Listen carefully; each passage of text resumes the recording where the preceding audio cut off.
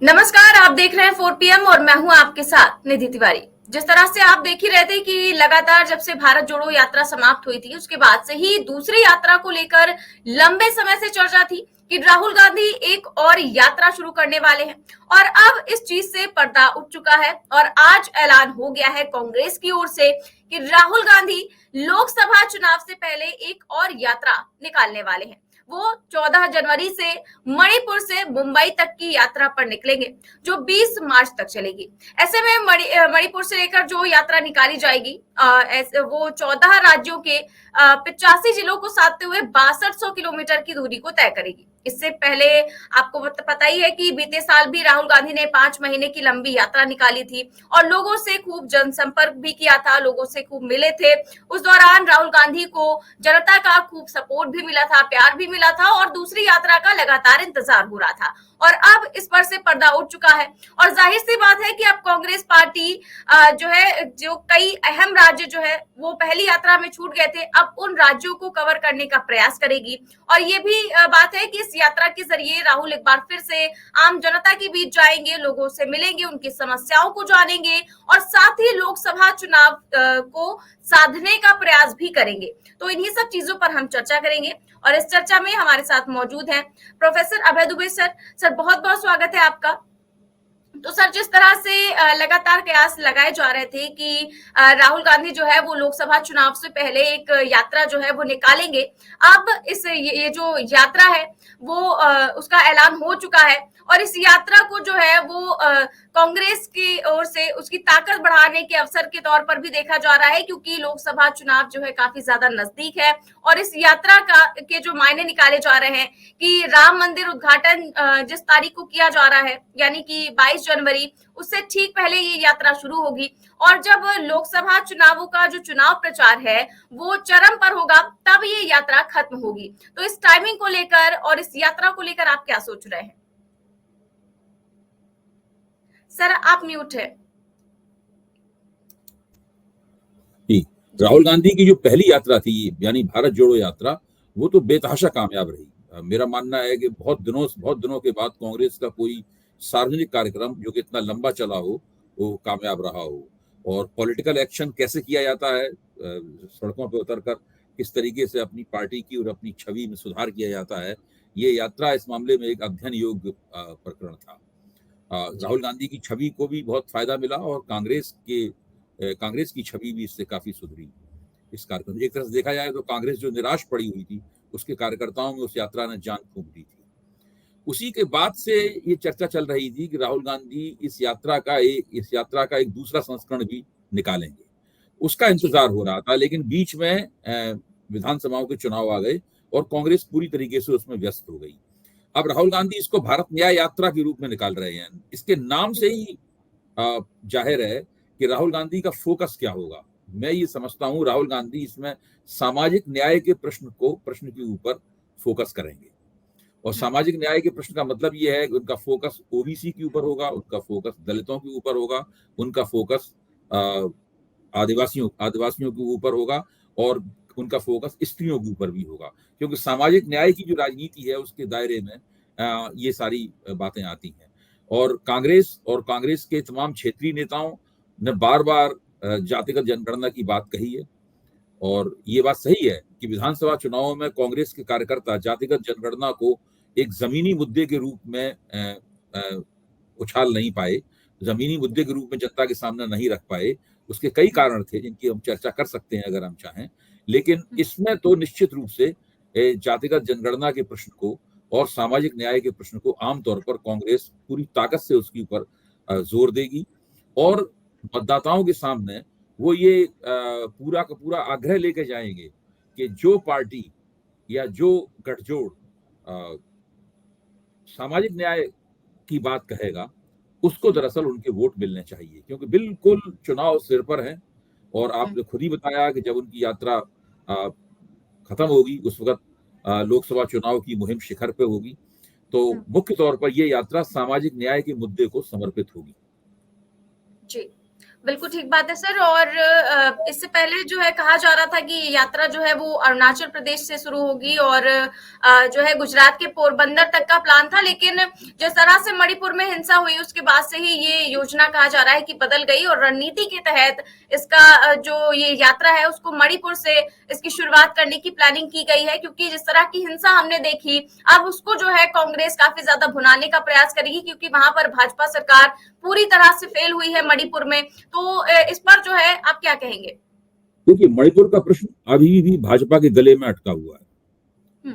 मणिपुर में हिंसा थमी नहीं है, मणिपुर की स्थिति में कोई सुधार नहीं है, लगातार वहां कुछ ना कुछ ऐसा दुखद घटित होता रहता है। और मणिपुर की घटना का राजनीतिक फलितार्थ क्या होगा, ये भारतीय जनता पार्टी के पक्ष में जाएगा या पूरे उत्तर पूर्व में जो राजनीति चल रही है उसको किस तरीके से प्रभावित करेगा, इसकी पहली परीक्षा हो चुकी है और वो परीक्षा मिजोरम में हो चुकी है। मणिपुर में कुकियों के खिलाफ जो हिंसा हुई है उस हिंसा का असर मिजोरम के चुनाव के ऊपर था। वो इतना जबरदस्त असर था कि मिजो नेशनल फ्रंट जो कि भारतीय जनता पार्टी के साथ था, भारतीय जनता पार्टी का क्षेत्रीय मित्र था, उसके और उसकी सरकार थी वहां पे, उसके मुख्यमंत्री ने ऐलान किया कि वो प्रधानमंत्री के साथ में मंच साझा नहीं करेंगे, क्योंकि यकीन था अगर वो प्रधानमंत्री के साथ मंच साझा करते हुए देखे गए तो चुनाव में जनता उन्हें बहुत कड़ा दंड देगी। उन्हें दंड मिला, उन्हें केवल इस बात का दंड मिला कि वो भारतीय जनता पार्टी के कभी साथ रहे हैं। और स्थिति ये आई कि मिजो नेशनल फ्रंट बुरी तरीके से पराजित हो गया। कुछ ही साल पहले बने संगठन ने, बनी पार्टी ने मिजो नेशनल फ्रंट को बुरी तरीके से पराजित कर दिया। ये इस बात का सबूत है कि मणिपुर की घटना भारतीय जनता पार्टी के लिए एक बहुत बड़ा सिरदर्द है पूर्वी भारत में और उत्तर पूर्व में। अब इसका असर असम की राजनीति पे कितना पड़ता है, इसका असर नागालैंड की राजनीति पे कितना पड़ेगा, इसका असर अरुणाचल की राजनीति पे कितना पड़ेगा, त्रिपुरा की राजनीति पे कितना पड़ेगा, मेघालय की राजनीति पे कितना पड़ेगा, ये धीरे धीरे करके हम लोगों के सामने आएगा। पूरे उत्तर पूर्व में भाजपा की रणनीति ये रही है कि किसी तरह कांग्रेस की जितनी भी शक्तियां हैं उनको दल बदल के जरिए अपने में मिलाया जाए। आप देखिए, उसके असम के मुख्यमंत्री मुख्य तौर पर कांग्रेसी रहे हैं, भाजपा में तो अभी वो कुछ थोड़े समय से हैं, उससे पहले सारी जिंदगी उनकी कांग्रेस में गुजरी है। उनके त्रिपुरा के मुख्यमंत्री भी कांग्रेसी रहे हैं। तो ये और बहुत ज्यादा कांग्रेस की शक्तियां भारतीय जनता पार्टी में शामिल हो गई हैं। लेकिन अब वहां पर एक तरह का सारे के सारे लोग जो अभी तक भाजपा का समर्थन करते हैं, मणिपुर की घटनाओं के आलोक में अपनी मतदान प्राथमिकताओं पर पुनर्विचार कर रहे होंगे और ये भारतीय जनता पार्टी के लिए एक बुरी खबर है। अगर कांग्रेस मणिपुर से तय करती है कि वहां से वो अपनी राहुल गांधी की भारत न्याय यात्रा शुरू करेगी, उसका सीधा मतलब है कि वो सबसे पहले उस उत्तर पूर्व को जिसे भाजपा ने कांग्रेस के हाथ से छीन लिया था, उस उत्तर पूर्व को दोबारा हासिल करने का इरादा रखते हैं। देखिए, उत्तर पूर्व में सीटें बहुत कम है, शायद 25 सीटें हैं। सबसे बड़ा प्रांत असम है, उसके बाद पूरे उत्तर पूर्व को मिला के देखा जाए तो वहां पर करीब 25 सीटें होंगी अगर मेरा आंकड़ा सही है। लेकिन इसके बावजूद वो एक समूची एक राष्ट्रीय संस्कृति का एक जो बहुत बड़ा हिस्सा है उसकी नुमाइंदगी करता है। तो भारतीय जनता पार्टी के लिए भी उस पर अपना कब्जा बनाए रखना जरूरी है और कांग्रेस के लिए भी जरूरी है कि उस उत्तर पूर्व को भारतीय जनता पार्टी के हाथों से छीने। तो सर अगर इस बार की यात्रा को देखें तो पिछली बार के मुकाबले इस बार की यात्रा अलग भी होगी, क्योंकि पिछली यात्रा के समय इंडिया गठबंधन नहीं बना था और अब 28 दल जो है वो इससे जुड़ चुके हैं और जिन जिन जिलों से ये यात्रा निकलेगी वहां पर उन तमाम दलों के नेता भी होंगे जो गठबंधन में शामिल हैं। पिछली बार भी कई सारे नेता शामिल हुए थे, लेकिन उस समय ये जो दल है इंडिया गठबंधन वो नहीं बना हुआ था। तो क्या लगता है कि इस बार की यात्रा जो है वो कई मायनों में अलग भी होगी और ज्यादा मजबूती से होगी? देखिए, कांग्रेस के लिए और विपक्ष के लिए, दोनों के लिए ये बेहतर है कि ये यात्रा औपचारिक रूप से तो कांग्रेस का कार्यक्रम है और रहेगी, लेकिन व्यवहारिक रूप से ये इंडिया गठबंधन का कार्यक्रम बन जाए। इस यात्रा के शुरू करने से पहले बेहतर हो कि राहुल गांधी और कांग्रेस के रणनीतिकार इंडिया गठबंधन के तमाम सहयोगियों से जो जिनका प्रभाव क्षेत्र से यात्रा के रास्ते में पड़ता है और जिनका प्रभाव क्षेत्र यात्रा के रास्ते में नहीं भी पड़ता है, उनके साथ में बैठकर एक बार एक औपचारिक या अनौपचारिक किस्म का विचार विमर्श कर लें और उसके बाद अगर जब ये यात्रा शुरू होगी तब ये यात्रा बहुत ज्यादा प्रभावी होगी। तो राहुल गांधी की यात्रा है, कांग्रेस की यात्रा है, कांग्रेस का सांगठनिक कार्यक्रम है, लेकिन अगर इंडिया गठबंधन कि चेहरे इसके अंदर चमकें और उसकी ही आवाज इसमें गूंजती हुई मिले। तो ये इस तरह गैर भाजपा विपक्ष सारे देश के पैमाने पर एकजुट हो रहा है, इसका एक बड़ा ही प्रभावशाली वक्तव्य सारे देश में है। जी।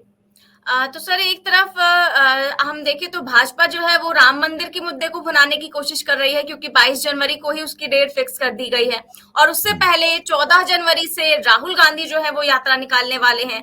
तो इस टाइमिंग को लेकर आप क्या सोचते हैं और क्या लगता है कि अब चुनावी बिगुल जो है वो दोनों ही पार्टियों की ओर से बच गया है? नहीं, आपको याद होगा कि जब राजस्थान, मध्य प्रदेश और छत्तीसगढ़ में विधानसभा चुनाव हो रहे थे, तो उस वक्त जब कांग्रेस ये कहती थी कि हम जातिगत जनगणना करेंगे, तो उसके जवाब में भारतीय जनता पार्टी ये कहती थी कि हम आपको अयोध्या में रामलला के दर्शन मुफ्त कराएंगे। जी। यानी उसकी काट के तौर पर भारतीय जनता पार्टी कहती थी कि रामलला के दर्शन मुफ्त कराएंगे। तो जिस वक्त भारतीय जनता पार्टी और पूरा सरकारी अमला और हिंदुत्व की विचारधारा के सभी पैरोकार और समर्थक और भारतीय जनता पार्टी के इर्द गिर्द घूमने वाले जो दल और नेता हैं, वो सब जबकि अयोध्या उत्सव की, तथाकथित अयोध्या उत्सव की सारे देश में तैयारी कर रहे होंगे, उस वक्त राहुल गांधी भारत न्याय यात्रा निकाल रहे होंगे।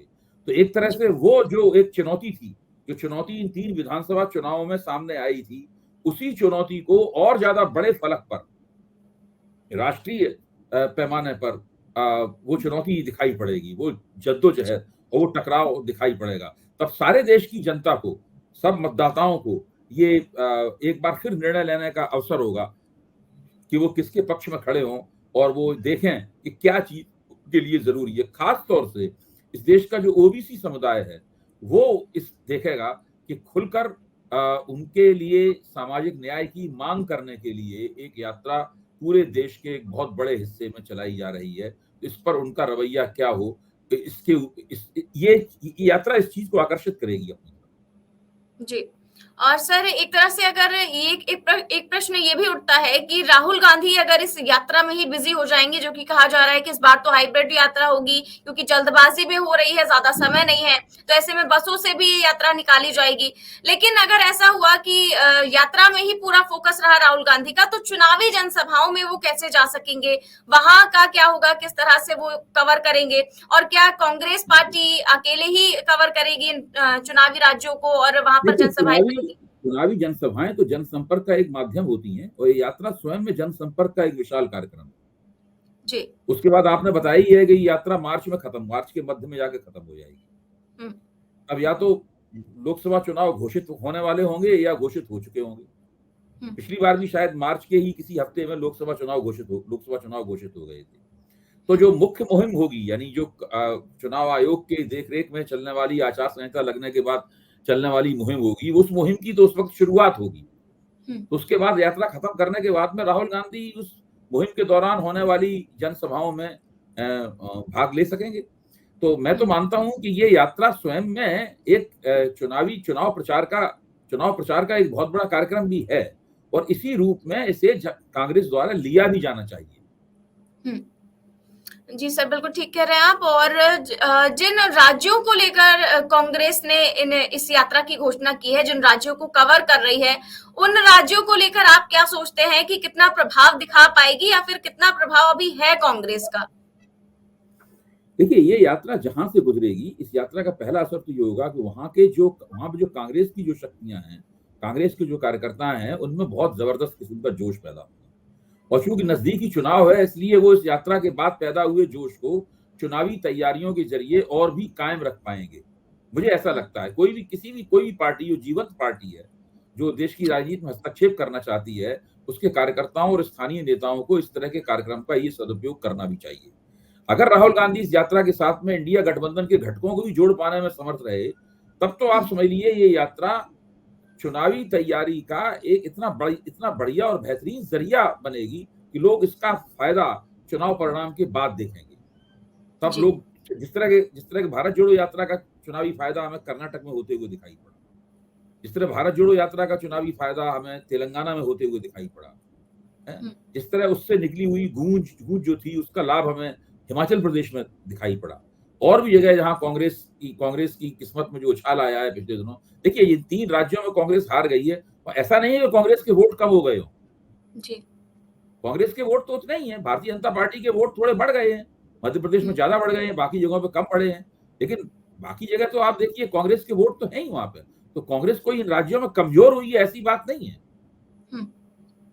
जी सर, और अगर हम देखें तो अगर राम मंदिर की बात करें तो भाजपा तो इस समय पूरी तरह से उसी पर फोकस बनाए हुए है, और अब ये भारत जोड़ो यात्रा भी आ गई है जो जिसको भारत न्याय यात्रा जो है इस बार कहा जा रहा है। तो क्या लगता है ये राम मंदिर के मुद्दे पर भारी पड़ेगी, या इस बार भी राम मंदिर ही भारत जोड़ो यात्रा को धराशायी करेगा? देखिए, राम मंदिर के मुद्दे पे मैं नहीं मानता हूं कि चुनाव लड़े जाएंगे।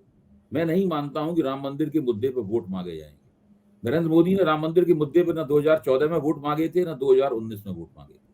मैं अक्सर इसको एक रूपक के जरिए कहता हूं कि जब आप हिंदी फिल्में देखते हैं तो आप देखते हैं कि हीरो और विलेन के बीच में जो है वो जबरदस्त किस्म की मारपीट और संघर्ष हो रहा है, फाइट चल रही है दोनों के बीच में। तो बैकग्राउंड में एक म्यूजिक चलता है, एक संगीत चलता है, जो उस होता बैकग्राउंड में है, वो संगीत आपको दिखाई नहीं पड़ता है, लेकिन वो जो फोरग्राउंड में अग्रभूमि में जो फाइट चल रही है उस फाइट को और प्रभावशाली बनाता है।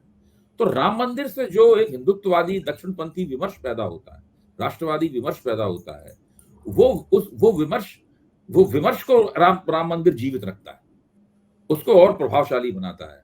तो मैं अभी भी मानता हूं कि राम मंदिर का मुद्दा पृष्ठभूमि में चलने वाले संगीत की तरह होगा। राम मंदिर को केंद्र बनाकर वोट नहीं मांगे जाएंगे। नरेंद्र मोदी ये नहीं कहेंगे देखिए देखिए हमने राम मंदिर बनवाया तो आप हमें वोट दें। ऐसा ना, राम मंदिर के नाम पर उन्होंने पिछले 2 लोकसभा चुनाव में भी वोट नहीं मांगे थे।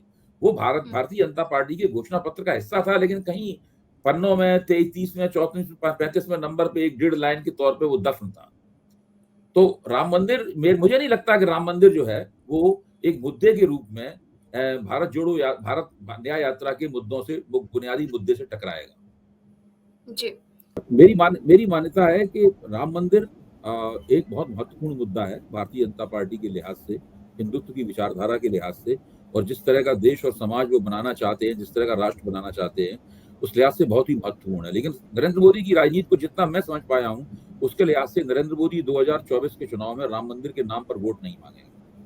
ना उन्होंने 2014 में वोट मांगे थे, ना 2019 में उस सवाल के ऊपर उन्होंने वोट मांगे थे।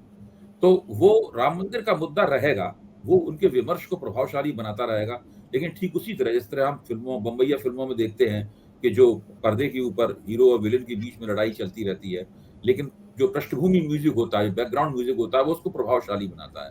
तो राम मंदिर मेरी समझ में उस पृष्ठभूमि म्यूजिक की तरह है, उस बैकग्राउंड म्यूजिक की तरह है, जो अग्रभूमि में जो राजनीतिक संघर्ष हो रहा है उसको भारतीय जनता पार्टी के लिए रास्ता साफ करेगा वो।